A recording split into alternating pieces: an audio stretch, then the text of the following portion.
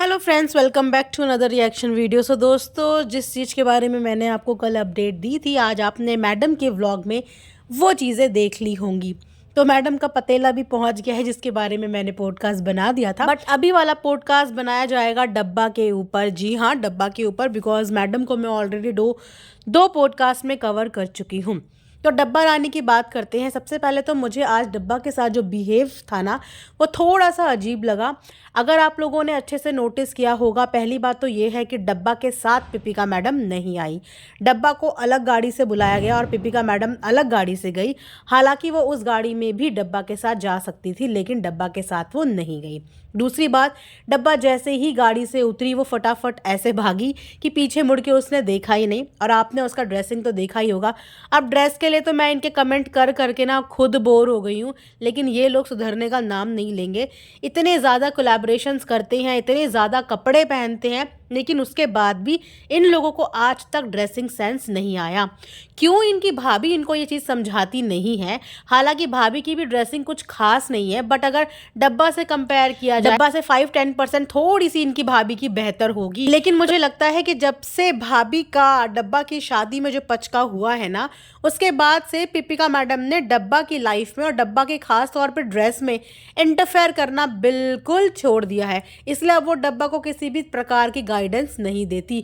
But अगर डब्बा का ड्रेस देखो तो डब्बा का पैजामा कहाँ जा रहा था, मतलब इतना ऊपर पैजामा जा रहा था। और फ्रॉक जो उसने पहनी थी ऊपर की, मतलब बोलने की बात है, जो लोग थोड़ा सा हेल्दी होते हैं या इतनी हाइटेड नहीं होते, उन लोगों को कभी भी इस तरीके का गेटअप, इस तरीके के कपड़े नहीं पहनने चाहिए। इनफैक्ट अगर वो लॉन्ग लॉन्ग कुर्तीज़ पहने तो वो कुर्ती में वो ज़्यादा अच्छी लगेंगी और ज़्यादा बल्कि भी नहीं लगेंगी। लेकिन जिस तरीके का लिबास वो बना के आई थी ना, उसमें वो अपनी हेल्थ से कई ज़्यादा डबल लग रही थी। चलो, ये तो है डब्बा के ड्रेसिंग सेंस के बारे में। बट अगर आपने एक और चीज़ नोटिस की तो वो ये थी कि डब्बा को वैनिटी के अंदर बहुत ही ज़्यादा लेफ्ट आउट रखा गया था। मतलब ऐसा लग रहा था कि डब्बा वहाँ पे एज अ गेस्ट है और मैडम उसे किसी भी चीज़ की हेल्प में यूज़ नहीं कर रही है। और ये काफ़ी टाइम से मैंने नोटिस किया है कि वो डब्बा को बिल्कुल एज अ गेस्ट ही ट्रीट करती है, चाहे अब वो उनके घर पे आए या चाहे कहीं पे भी जाए। बिकॉज जब डब्बा ने हेल्प के लिए बोला कि लाओ मैं आपका पर्स पकड़ लेती हूँ, कि ये पर्स कितना भारी है, आप कैसे पकड़ोगे, लेकिन पिपिका मैडम ने उन्हें अपना पर्स तक नहीं दिया। वो कहते हैं ना कि नहीं, मुझे किसी चीज़ का एहसान नहीं चाहिए, बस वही वाली फीलिंग आ रही थी। उन्होंने डब्बा से बोला कि नहीं, ये पर्स मुझे दे दो, मेरे को तो आदत है। मतलब एक हाथ से उन्होंने बेबी को कैरी किया हुआ था और दूसरे हाथ से उन्होंने वो इतना भारी भरकम पर्स कैरी किया हुआ था, लेकिन उन्होंने डब्बा की हेल्प नहीं ली। लेकिन वहीं पे फ़ोटो क्लिक कराने के लिए, स्टोरीज डालने के लिए, मीडिया के आगे दिखाने के लिए वो लोग गए थे, पिक्चर्स क्लिक करवा के वो लोग आए। अब वहाँ पे भी इन लोगों की मजबूरी तो देखो फ्रेंड्स है ही, बिकॉज जनाब का जो पोर्ट्रे की गई है इमेज, वो फैमिली बॉय की पोर्ट्रे की गई है, जो अपनी पूरी फैमिली को साथ में लेके चलता है। लेकिन रिश्ते हमेशा एक जैसे नहीं होते, रिश्ते हमेशा अप डाउन चलता रहता है। तो अब जब जनाब ने अपनी वो फेक इमेज पोर्ट्रे की है, तो फैमिली को लाना तो बनता है ना। दिखाया तो यही गया है कि बहुत ही प्यार फैमिली के बीच में है, लविंग केयरिंग फैमिली है, एक साथ रहते हैं। तो वहाँ पे सेट में भी लाना ज़रूरी था, किसी ना किसी एपिसोड में तो लाना ज़रूरी था। अब ये तो ऊपर वाला ही जाना कि कब तक जनाब वहाँ टिकते हैं। तो जनाब ने सोचा जब तक टिका हूँ तब तक इंट्रोड्यूस करा देता हूँ, थोड़ी मेरी हाइप भी बनी रहेगी, थोड़ा मेरा वो फैमिली बॉय वाला इमेज भी बना रहेगा। तो इसलिए डब्बा को लेके आए। लेकिन एक चीज़ और बुरी लगी कि डब्बा अपने साथ फ़नी को नहीं लेके आई। हालांकि डब्बा और फ़नी अब दोनों के दोनों हस्बैंड वाइफ हैं, तो जहाँ जहाँ डब्बा जाएगी वहाँ वहाँ फ़नी को भी जाना चाहिए। और फ़नी को तो इन्हें स्पेशली लेके आना चाहिए था, बिकॉज उस बंदे ने कभी ऐसी चकाचौंध शायद नहीं देखी होगी, ये सेलिब्रिटी वाली फीलिंग उसने नहीं देखी होगी।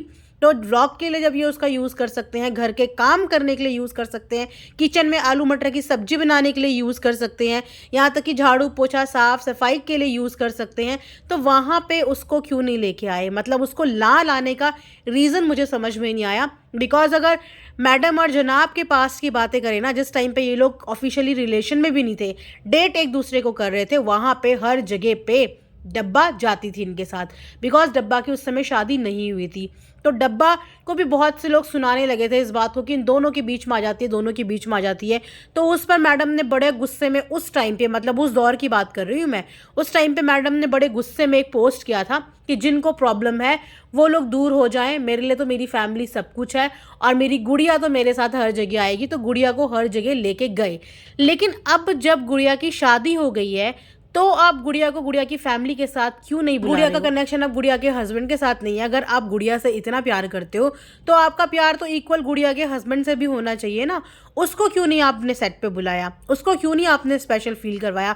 क्या बोल के उसको आपने मना किया होगा? मुझे तो ये सोच सोच के अजीब लग रहा है कि क्या बोल के मना किया होगा कि क्यों नहीं आ रहे हो या क्यों नहीं जा रहे हो। क्योंकि एक बहुत ऑकवर्ड सी सिचुएशन हो जाती है जहाँ पे आप वाइफ को लेके जा रहे हो और हस्बैंड घर पे अकेला, वो भी तब जब हस्बैंड के पास कुछ भी काम नहीं है, अपनी वाइफ के ऊपर वो पूरा डिपेंडेंट है और उस पर से वाइफ को तवज्जो दी जाए और हस्बैंड को ना दी जाए। थोड़ा सा देखो ऑकवर्ड लगता है। और उसके बाद अगर बात करें डब्बा के पति की यानी कि फ़नी की, तो फ़नी अपनी तरफ से जितना कंट्रीब्यूशन हो सकता है उसके व्लॉग में देने की कोशिश करता है। बिकॉज फ़नी अपनी मर्जी से नौकरी छोड़ के नहीं आया था, डब्बा ने उसे इंसिस्ट किया था, इसी वजह से फ़नी नौकरी छोड़ के आया था। और अब तो खैर वो टोटली उसी के ऊपर डिपेंड हो गया है। वो कहते हैं ना कि अगर फोकट का किसी एक वर्कोहॉलिक इंसान को भी मिलने लग जाए ना तो उसको भी आदत बिगड़ जाती है। तो यहाँ पे फ़नी की आदत बिगाड़ने में जो सबसे बड़ा हाथ है ना, वो डब्बा का ही हाथ है। भले ही आज उसे लोग बहुत क्रिटिसाइज करते हैं, सुनाते हैं, लेकिन उसमें कहीं ना कहीं पूरी की पूरी गलती डब्बा की ही है। और 1 साल हो गया, मतलब ऐसा कौन सा बिजनेस स्टैब्लिश हो रहा है जिसे बनते बनते आज पूरा 1 साल से ऊपर हो गया, लेकिन उस बिजनेस का बी तक अभी तक किसी को नहीं पता। मतलब ये सारी प्लानिंग तो शादी से पहले हो जानी चाहिए थी ना कि क्या काम करना है क्या नहीं। और अब तो पूरा साल भर हो गया लेकिन अभी तक बिजनेस का कुछ भी नहीं पता। मुझे तो ऐसा लग रहा है कि बेचारे को बिजनेस के लारे भारे देखे उसे बुला लिया गया है और अब उसके बाद उसको बस घर की हाउसवाइफ बना के टिका दिया गया है। जबकि जब जनाब को वोटिंग की जरूरत थी, इट वॉज फनी ओनली जो अपने इंडिविजुअल फ्रेंड के पास जाके उनके फ़ोन से 50-50 वोट करवा रहा था। बाकी सबने अपनी स्टोरीज में सिर्फ डाल दिया था, लेकिन funny was the only person जो फिजिकली वहाँ पे गया और लोगों को वोट करने के लिए अपील की, इनफैक्ट लोगों से वोट करवाया। तो क्या वो इतना डिजर्व नहीं करता था कि जनाब और मैडम उसको इज्जत से बुलाते और सेट पे लोगों से इंट्रोड्यूस करवाते, लोगों से मिलाते, जहाँ पे ये अपने घर में अड्डे वाले फ्रेंड्स को लेके सेट पे जा सकते हैं, घूम सकते हैं। तो वहाँ पे अपने ही घर के फैमिली मेम्बर को ले जाने में इन्हें ऐसी कौन सी शर्म आ रही थी जो ये उसको अपने साथ लेके नहीं गए। देखो, ले जाना था तो दोनों को ले जाना था, बिकॉज शादी के बाद कपल्स इसीलिए ही होते हैं कि जब इज्जत दी जाए तो दोनों को साथ में दी जाए। और वाइफ का भी यही फ़र्ज़ होता है कि जहाँ पे मेरे पति की इज्जत नहीं है वहाँ पे नहीं जाना चाहिए। लेकिन मुझे नहीं पता कि इनके घर के अंदर क्या सीन चल रहे हैं, क्या नहीं चल रहे हैं और क्या रीज़न्स थे, बट जो मुझे अजीब लगा मैंने यहाँ पे शेयर किया। आप लोग भी कमेंट सेक्शन में अपने थॉट्स ज़रूर शेयर करना, पता चलना चाहिए कि आम जनता भी इनके बारे में क्या सोच रखती है। सो दोस्तों, यहीं पे आज का पॉडकास्ट एंड करती हूँ। आई होप आप लोगों को पसंद आया होगा। प्लीज़ लाइक ज़रूर करा करो और कमेंट ज़रूर करा करो। Thanks for watching earth mom Dehradun.